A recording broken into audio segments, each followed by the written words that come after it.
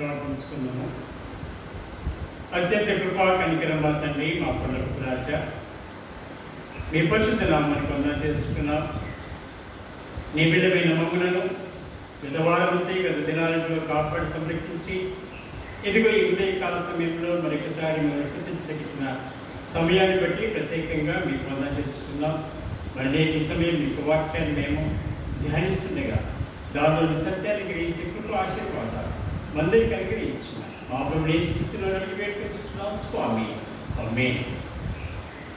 ప్రేమైన దేవుని బిడ్డలారా, మరి నేటి దినము కొరకు ఏర్పాటు చేయబడినటువంటి వాక్యాన్ని చదువుకుందాము. లూకా సువార్త 24వ అధ్యాయము 44 నుంచి 49 వరకు. లూకా సువార్త 24వ అధ్యాయము 44 నుంచి 49 వరకు. అంతటా ఆయన మోషే ధర్మశాస్త్రములోను ప్రవక్తల గ్రంథములలోను కీర్తనలోను నన్ను గురించి వ్రాయబడినవన్నీ నెరవేరమని నేను మీ యొద్ద ఉండినప్పుడు మీతో చెప్పిన మాటలు నెరవేరినవని వారితో చెప్పాను. అప్పుడు వారు లేఖనములు గ్రహించినట్లుగా ఆయన వారి మనస్సును తెరిచి క్రీస్తు శ్రమపడి 3వ దినమున మనుషుల నుండి మృతుల నుండి లేచిననియు యెరూషలేము మొదలుకొని సమస్త జనంలో ఆయన పేరుట మారు మనస్సు పాపక్షమాపణయు ప్రకటింపబడిననియు వ్రాయబడి ఉన్నది. ఈ సంగతులకు మీరే సాక్షులు. ఇదిగో నా తండ్రి వాగ్దానం చేసినది మీ మీదకి పంపుచున్నాను. మీరు పైనుండి శక్తి పొందు వరకు పట్టణంలో నిలిచిండని వారితో చెప్పాను. ప్రేమైన దేవుని బిడ్డలారా, మరి ఉదయకాల సమయంలో మరొకసారి ఈ విధంగా మీతో దేవుని వాక్యాన్ని పంచుకుంటూ దేవుని ఇచ్చినటువంటి సమయాన్ని బట్టి ప్రత్యేకంగా దేవునికి వందనాలు చెల్లిస్తున్నాం. మరి విశేషంగా మరి నేటి దినపు మన యొక్క ధ్యాన అంశం మరి పరిశుద్ధాత్మ కొరకు కనిపెట్ట, పరిశుద్ధాత్మ కొరకు కనిపెట్ట, waiting upon the holy spirit. యేసు ప్రభు తన యొక్క పరిచర్య అంతటిలో ఆయన చివరి దినాల్లో యేసు ప్రభు మరి పరిశుద్ధాత్మను గురించినటువంటి మాటలు ఆయన వివరించినట్టుగా మనం చూడవచ్చు. యోహాను సువార్త 13, 14, 15 అధ్యాయంలో మరి చాలా విపులంగా ఆయన ఈ పరిశుద్ధాత్మను గురించినటువంటి ఈ మాటలు ఆయన వివరించినటువంటి సందర్భంగా మనం చూడవచ్చు. కాబట్టి యేసు ప్రభు తన యొక్క మరణము, ఉత్థానము అంత మాత్రమే కాకుండా ఈ పరిశుద్ధాత్మ విషయంలో మరి ఆయన చేసినటువంటి మాటలు మనము ధ్యానించినట్లయితే మరి ఇక్కడ మరి నేటి సమయంలో ఈ యొక్క పరిశుద్ధాత్మ కొరకు ఎదురు చూడటం. ఎందుకు ఈ మాటలు యేసు ప్రభు చెప్పింటున్నట్టుగా యేసు ప్రభు ఆయన ఉన్నటువంటి ఈ సమయంలో ఏదైతే మోషే ధర్మశాస్త్రంలోను ప్రవక్తల గ్రంథంలోను మరి కీర్తనలోను నన్ను గురించి వ్రాయబడినవన్నీ నెరవేరవని నేను మీద ఉండినప్పుడు మీతో చెప్పిన మాటలు నెరవేరినవని వారితో చెప్పాను. అవును, యేసు ప్రభు ఏదైతే కీర్తన గ్రంథంలోను అంత మాత్రమే కాకుండా ప్రవక్తల గ్రంథాల్లో ఆయన గురించినటువంటి సత్యం నెరవేర్చబడి ఒక బైబిలే కాకుండా అనేక గ్రంథాల్లో యేసుక్రీస్తు ఆయన దేవుడు, ఆయన ప్రభు, ఆయన సృష్టికర్త అటువంటి అసత్యాన్ని అన్నాడు. ఇదిగో మరి యొక్క ప్రవక్తలు ఆయన గురించి వివరించుకున్నాడు. ఏదైతే ప్రవక్తలు ఆయన గురించి తెలియజేస్తున్నారో అందుకని ఆయన ఈ లోకంలో కుమారుడుగా ఆయన అవతరించడం అంత మాత్రమే కాకుండా మరి మానవుల కొరకే తన ప్రాణాన్ని ఆయన అర్పించి మరణాన్ని ఆయన జయించి తిరిగి లేచడం ద్వారా క్రైస్తవ ప్రపంచానికి ఇదిగో ఈ లోకానికి ఒక గొప్ప రక్షణ కలిగజేసి అదేవిధంగా మానవుడు సైతం తిరిగి లేచేటువంటి జీవితాన్ని ఆయన కలిగజేస్తున్నారు. అదే రీతిగా రెండవదిగా అన్నాడు యేసు ప్రభు ఆయన కుమారుడిగా ఈ లోకంలో అవతరించిన ద్వారా ఆయన ప్రజలతో ఉన్నటువంటి సంబంధాన్ని మనం చూడవచ్చు. ఆదికాండం 3వ అధ్యాయంలో చూసినట్టు ఇక్కడ మరి దేవుడు యెహోవా ఆదాముతో అక్కడ కలిసినట్టు చూస్తున్నాం. మరి ఆయన అతనితో మాట్లాడిన సందర్భం, తర్వాత యేసుక్రీస్తుగా ఈ లోకంలో ఆయన కుమారుడిగా మనతో కూడా ఉన్నటువంటి చూస్తున్నాం. దానికంటే మనం చూసినట్లయితే ఇదిగో యొక్క మోషే ధర్మశాస్త్రంలో తెలియజేసిన రీతిగా మరి యొక్క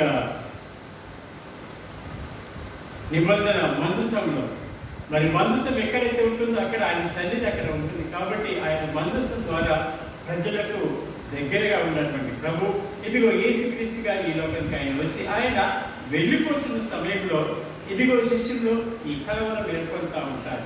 మరి అటువంటి సమయంలో వారికి చెప్పినటువంటి మాటలు ఎదురుగా ఇదిగో నేను పరిశుద్ధాత్మ మీ కొరకు పంపబోతున్నాను, ఆయన వస్తాడు, ఆయన రక్షిస్తున్నటువంటి మాటలు మనం ధ్యానిస్తున్నాం. అయితే నేటి దినపు పాఠాల్లో కూడా కొన్ని మాటలు మనం ధ్యానం చేస్తాం. యెషయా గ్రంథం 40వ అధ్యాయంలో ఈ 25 నుంచి 30 వచ్చిన కొన్ని మాటలు క్లుప్తంగా ధ్యానం చేస్తాం.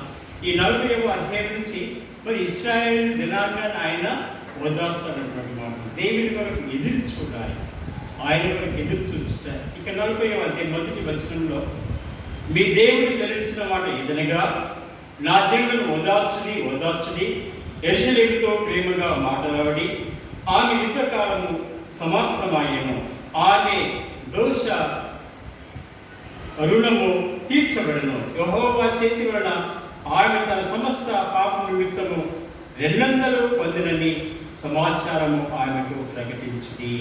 మరి ఇక్కడ మరి ప్రజలను ఓదార్చుతున్నారు. అవును, ఎందుకు ఓదార్చుగా ఇశ్రాయేలు జనాంగం అనేక సమయంలో దేవుని మర్చిపోవడం ద్వారా దేవుడు వారిని ఇదిగో అన్య రాజులకు వారిని అప్పగించిన, అన్య దేశపు వారికి అప్పగించిన, చివరికి వారు బబులోను చెరువులో ఉన్నటువంటి ఈ సమయంలో ఈ ప్రవచనాలు వాటి కొరకే అవి రాబడుతున్నారు. అనగా ఇశ్రాయేలు ప్రజలను తిరిగి తన సొంత దేశానికి ఆయన తీసుకుని వచ్చి అక్కడ ఆయన వారితో ఉంటాడు. కాబట్టి వారికి ఎటువంటి శ్రమ కష్టం ఉండదన్నటువంటి మాటలు మనం చూడవచ్చు. ఇక్కడ 25-26 వచనాల్లో నీవు ఇతరులతో సమాధానపడని మీరు నన్నెటికి సాటి చేయగలరు అని పరిశుద్ధుడు అడుగుచున్నాడు. మీ కళ్ళు పైకెత్తి చూడి వీటిని ఎవడూ చూపించను, వీటి లెక్క చొప్పున వీటి సమూహములను బయలుదేరి చేసి వీటినంటి పేర్లు పెట్టి పిలుచువాడు ఇదే. మరి ప్రియమైన దేవుని బిడ్డలారా, ఇదిగో ఈ సృష్టిని ఒకసారి మనం చూసినట్లయితే మరి కళ్ళు ఎత్తి పైకి మనం చూసినట్లయితే ఈ సృష్టి ఈ నిర్మాణం అన్నీ కూడా చేసినవాడు, దానికి ఏదైతే పేరు వేసి దాన్ని ఆయన చేసినవాడు ప్రభుత్వమైనటువంటి మాటలు ఎక్కడ చేస్తుంది. కాబట్టి ఆయనను మనము విశ్వాసం ఉంచాలి.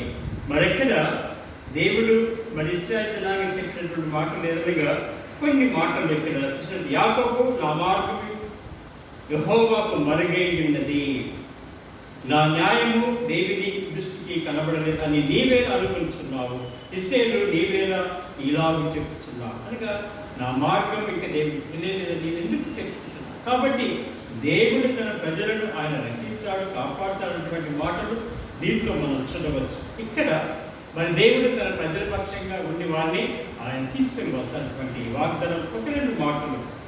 నీకు తెలియలేదా, నీకు వినలేదా, భూదిగంతను సృష్టించిన యెహోవా నిత్యుడగు దేవుడు.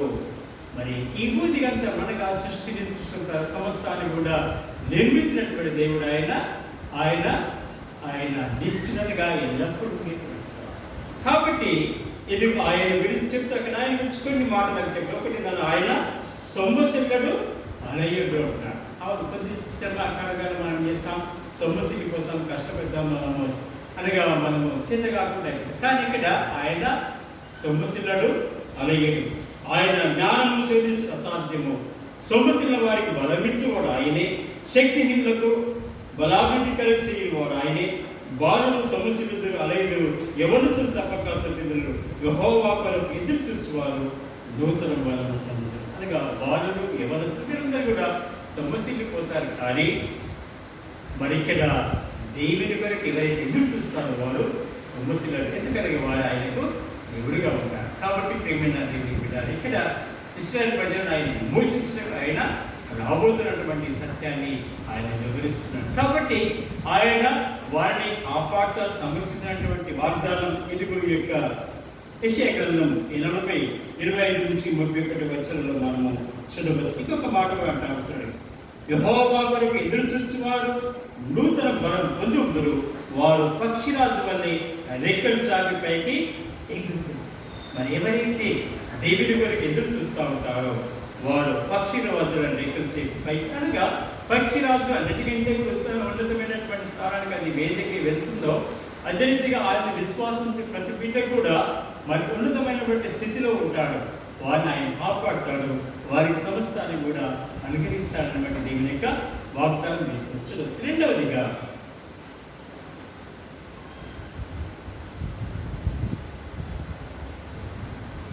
లూకా సువార్త 24వ అధ్యాయం ఈ 44 నుంచి 49 వచనాల్లో మరి ఇక్కడ మరి తిరిగి ఎన్నదిగా యేసు ప్రభు ఆయన శిష్యులకు తన యొక్క ఆరోహణ విషయం అయిన అట్టి సమయంలో ఆయన ఎదురుగా తన యొక్క పరిశుద్ధాత్మక వారిని ఎదుర్చుకోవాలన్నటువంటి మాటలు ఇక్కడ జ్ఞాపకం చేస్తున్నారు. అంతటా ఆయన మోషే ధర్మశాస్త్రంలోను ప్రవక్తల గ్రంథంలోను కీర్తనలోను నన్ను గురించి వాయబడిన మని నెరవేరవలని నేను మీ యొక్క ఉండినప్పుడు మీద చెప్పిన మాటలు నెరవేరినమని వాటితో చెప్పాను. నేను ఏదైతే కీర్తనలోనో ప్రవక్తల గ్రంథంలోనూ నా నుంచి నెరవేరమని తెలియజేసి అట్టి సంగతులు నెరవేర్చబడ్డా. ఏదనగా ఆయన కుమారుడుగా అవతరించడం, ఆయన ప్రజలను రక్షించడం, తన ప్రజలకు ఆయన తోడుగా ఉన్నటువంటి సందర్భాలుగా మనం చూస్తున్నాం. ఇది అక్కడ నెరవేర్చబడ్డాయన్నటువంటి విషయాన్ని ఇదిగో యేసు ప్రభు మరి శిష్యులకు ఆయన పునరుత్థానం లేచిన తర్వాత 40 దినాలు ఇదిగో ఈ లోకంలో ఆయన ఉండి 10 సార్లు వారికి దర్శనమిచ్చి ఇదిగో ఈ మాటల ద్వారా వారిని బలపరిచినట్టుగా చూస్తున్నాం. అయితే ఇక్కడ మరి వారికి లేఖనంలో గ్రహించినట్లుగా ఆయన వారి మనస్సులను తెలిసినారు. అవును ప్రేమైన దేవుని బిడ్డలారా, వారి లేఖనాలను గ్రహించినట్టు వారి మనసు తెలిసినారు. మరి చాలా విషయాల్లో మనం దేవుని ఎప్పుడు సంపూర్ణంగా తెలుసుకనగా మన మనస్సు మనకు తెలిసినప్పుడు ఆయన మనం ప్రభువుగా ఒప్పుకుంటా ఉంటాం. మన మనస్సులో మరి సాతాను ఉన్నప్పుడు ఆయన మనం గుర్తించలేము, తెలుసుకోలేము. కాబట్టి అందుకని ఆయన మనస్సు తెలుస్తూ ఉంటాడు. ఇక్కడ మరి శిష్యుల యొక్క మనస్సును అక్కడ తెరవగానే వారు లేకపోయినటువంటి సత్యాన్ని వారు గ్రహించారు. అందుకని ఇక్కడ మరి మళ్ళీ వారు చెప్తా ఉండగా క్రీస్తు శ్రమపడి 3వ దినమున మృతుడు లేచిననియు యెరూషలేము మొదలుకొని సమస్త జనులు ఆయన పేట మారు మనసు ప్రాపక్షమా ప్రకటించడం వ్రాయబడి ఉన్నది. మరి ఆయన తిరిగి లేస్తూ ఉంటాడు. మరి ఆయన పేట పాపక్షమాపణ మారు మనసు. ప్రేమిన దేవుని బిడ్డలారా, ఎవరైతే తప్పు చేస్తున్నారో వారికి పాప క్షమాపణ కలిగిస్తున్నాడు. అదే రీతిగా వారు మారు మనసు బట్టి తిరిగి దీవితంతో ఉండేటువంటి జీవితాన్ని ఆయన ప్రసాదిస్తున్నారు. ప్రేమిన దేవుని బిడ్డలారా, మనలో పశ్చాత్తాప హృదయం కలగాలి. మనం దేవుని సంపూర్ణంగా తెలిసినటువంటి జీవితాన్ని మనము కలిగి ఉండాలి. మరి అక్కడ చెప్తే అక్కడ మరి శిష్యులకి ఈ మాటలకు మీరే సాక్షులైనటువంటి మాటలుగా చెప్తున్నారు. మరి శిష్యులు సాక్షులు ఎందుకనగా ఎప్పుడైతే యేసు ప్రభు ఆయన పునరుత్థానం లేచిన తర్వాత పరిశుద్ధాత్మ వారిపై కుమరించారు. వారు అనేక స్థానాల్లో వెళ్ళి అక్కడ మరి మేము ఇదిగో ఆయన దానికి మేము సాక్షులమైనటువంటి మాటలు మరి ఇదిగో ఆయా సందర్భాలు ఆయా సమయాల్లో వారు చెప్పినటువంటి మాటల్లో మనం చూడవచ్చు.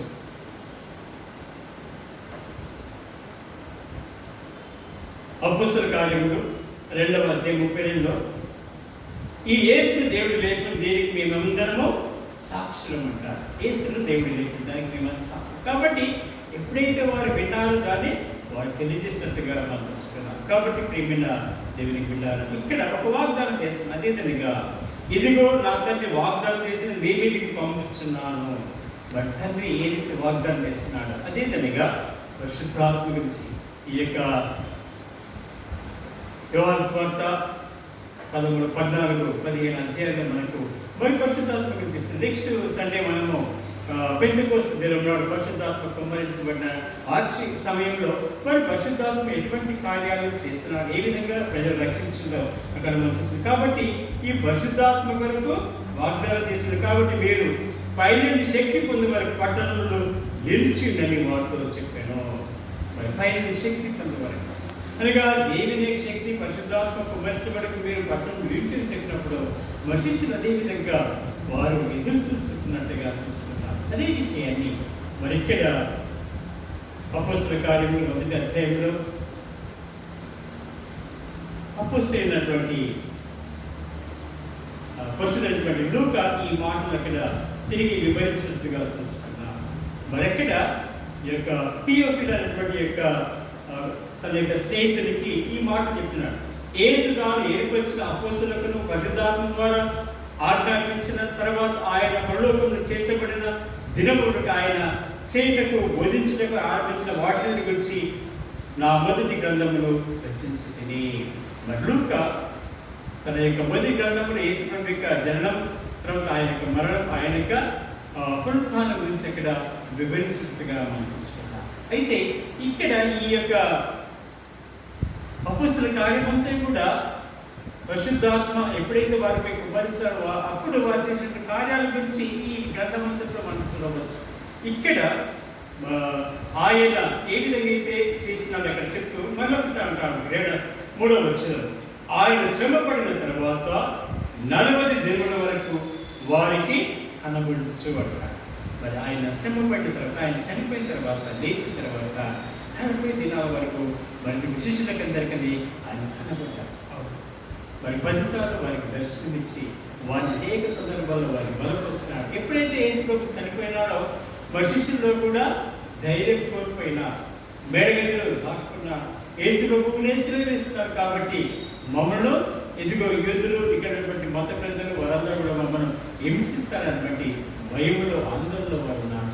మరి సమయంలో ఇదిగో యేసు ప్రభు ఆయన 40 దినాలు వారికి ప్రత్యక్షమై వారిని బలపరిచి వారి విశ్వాసాన్ని కలగజేశారు. కాబట్టి ఎప్పుడైతే ఈ పరిశుద్ధాత్మ కుమ్మరించబడ్డదో వారు అనేక ప్రాంతాలకు వెళ్ళారు.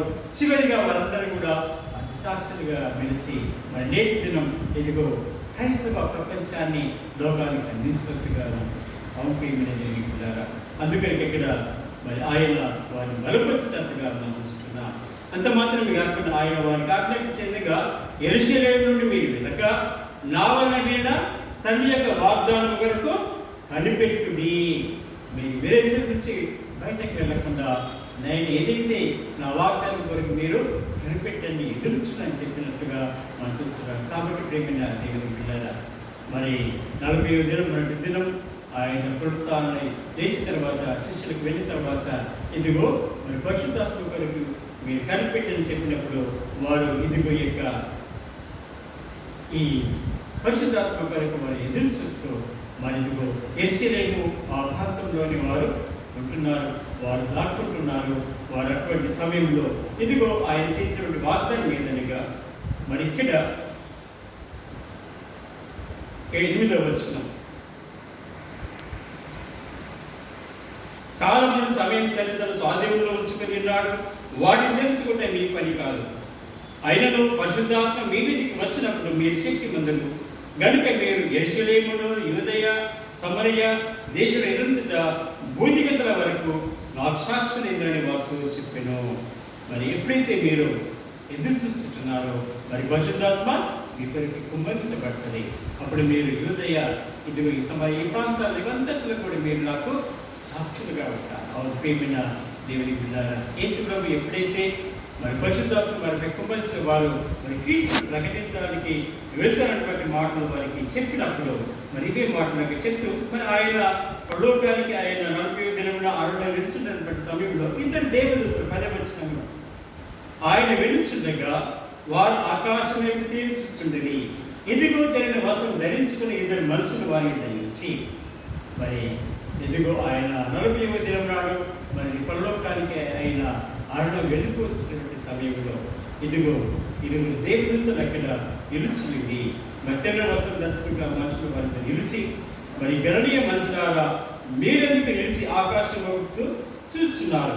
మీ ఎదురు పరలోకం చేసేటువంటి ఈ యేసే ఏ రీతిగా పరలోకం వెళ్ళడం మీరు చూస్తున్నారు ఆ రీతిగా ఆయన తిరిగి వచ్చు. ఆయన రెండవది మళ్ళీ ఆయన వస్తారన్నటువంటి మాటలు అక్కడ తెలియజేస్తున్నారు. కాబట్టి ప్రేమైన దేవుని పిల్లలారా 2 విషయాలు, ఒకటి పరిశుద్ధాత్మ కుమ్మరించబడుతుంది, రెండవది యేసుక్రీస్తు మళ్ళీ వస్తా ఉంటాడు.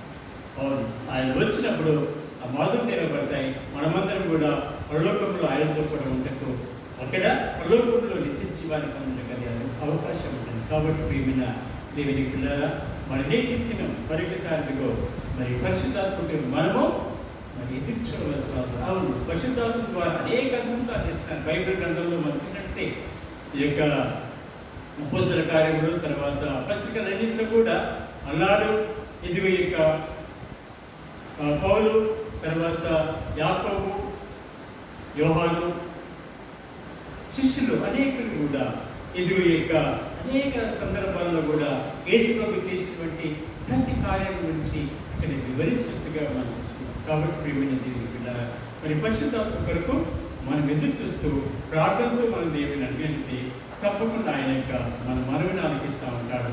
ప్రార్థనల ద్వారా ఆయన మనల్ని ఆలకించి పరిశుద్ధాత్మను కుమ్మరిస్తాడు. అటువంటి పరిశుద్ధాత్మను మనపై, మన కుటుంబాలపై కుమ్మరించడానికి సిద్ధంగా ఉంటాం. అటువంటి కృపా ఆశీర్వాదాలు ప్రభు మనకందరికీ అనుగ్రహించింది కాక ప్రార్థించుకుందాము. అత్యంత కృపా కనికలు మాత్రమే మా కొరకు రాజా, మీ పరిశుద్ధ నామానికి ఉన్నాను తెలుసుకుందాం. నీ బిడ్డ మమ్మలను ఇదిగో ఈ ఉదయకాల సమయంలో మరొకసారి మీ యొక్క వాక్యం ద్వారా మాతో మాట్లాడిన విధానం బట్టి ప్రత్యేకంగా మీకు వందనాలు తెలుసుకుందాం. మరి నేటి సమయం ప్రభువు పరిశుద్ధాత్మను అనుగ్రహిస్తాడు మీకు వాగ్దానం చేసి మరి నేటి దినం నుంచి మేమును మరి పరిశుద్ధాత్మ కొరకు ఎదురు చూసే వారంగా, పరిశుద్ధాత్మ కొరకు పొందే వారంగా ఒకరికి మీకు సహాయం చేయించారు. అవును, ఎప్పుడైతే శిష్యులకు పరిశుద్ధాత్మ కుమ్మరించబడ్డదో వారు అనేక అద్భుతాలు చేయగలరు, అనేక గొప్ప కార్యాలు చేసిన పరిశుద్ధాత్మ ద్వారా జ్ఞానం ఇచ్చుతున్నారు, పరిశుద్ధాత్మ ద్వారా తెలివితేటలు ఇచ్చుతున్నారు, పరిశుద్ధాత్మ ద్వారా అనేక మంచి కార్యాలు చేసేటువంటి లక్షణాలను ఇదిగో ఆది సంఘానికి అధిపతులకు ఇచ్చినారు. అది నేటి దినాల్లో మాకుని మీరు ఇచ్చినారన్నటువంటి సత్యాన్ని మేము మర్చిపోకుండా సంస్కృతి కృపను దయచేయండి. మరి విశేషంగా మా యొక్క సంఘం వరకు చేసే పాసినెట్ చర్చి కొరకు ప్రత్యేకంగా చేస్తున్న సంఘంలో ప్రత్యేక కుటుంబాన్ని దీవించండి. వచ్చిన బిడ్డ మొదలుకొని పెద్దవారి వరకు ప్రతి వారి వరకు మీరు ఆశ్రమించి దీవించమనుచున్నా. మా సంఘంలో ప్రతి వారి యొక్క అవసరం తీర్చండి. అదే రీతిగా వారి వారి పనులు, వారి ఉద్యోగంలో, వారి వ్యాపారంలో, సమస్తాల్లో కూడా మీ కాపుదల, మీ జీవన దయచేమనుచున్నా. ఎవరికి కూడా ఎటువంటి అనిష్టం కలగకుండా ఇదిగో ఈ యొక్క ఈ COVID-19 బట్టి ప్రభా ఎవరికి కూడా ఎవరి కష్టం కాకుండా ప్రభా మనందరూ కూడా కాపాడమని, మా సంఘమంతా కూడా కాపాడమర్చుతున్నా. సంఘమంతటి కూడా మీరే దీవించమర్చుతున్నా. వారి వారి పనులు సహాయం చేయండి. మరి త్వరలోనే ఇదిగో ఈ యొక్క COVID-19 తగ్గుముఖం పొంది మరి తిరిగి ప్రజలందరూ కూడా సంతోషంగా కలిసి జీవించే కృపను దయచేమర్చుతున్నా. మా దేశాన్ని మీరు కాపాడండి, మా రాష్ట్రాన్ని కాపాడండి, మా యొక్క ప్రాంతాలను మీరు కాపాడండి, మా కుటుంబాలను మీరు కాపాడమర్చుతున్నా. ప్రతి ఒక్కరిపై మీ యొక్క జీవన కుమరించండి. ఎవరికి ఎటువంటి కష్టం రాకుండా మీ దేవదూతలు ప్రతి వారికి మీరు కంచకావలుగా ఉంచి మీ కాపుదల దయచేమర్చుతున్నా. మాలో విశ్వాసాన్ని, మాలో రక్షణ కలిగించండి. యేసు ఆయన ఉన్నాడు కాబట్టి ఎదుగు మేము ధైర్యంతో మేము జీవిస్తామన్నటువంటి గొప్ప కృపను మాకందరికీ అనుగ్రహించమని, ప్రతి ఒక్కరు కూడా మీరు దీవించమని, కాపుదల తెచ్చమని మా ప్రభువు యేసుక్రీస్తును అడిగి పెట్టుకుంటున్నాం స్వామి. ఆమేన్. మా ప్రభువు యేసుక్రీస్తు కృపయు తల్లి దేవునికి ప్రేమయు పరిశుద్ధాత్మిక దీవెన ఆయన సరైన కాపుదల మనకు మన కుటుంబాలకు సగవంతునికి ఇప్పుడు సదాకాలంతో గాక. ఆమేన్.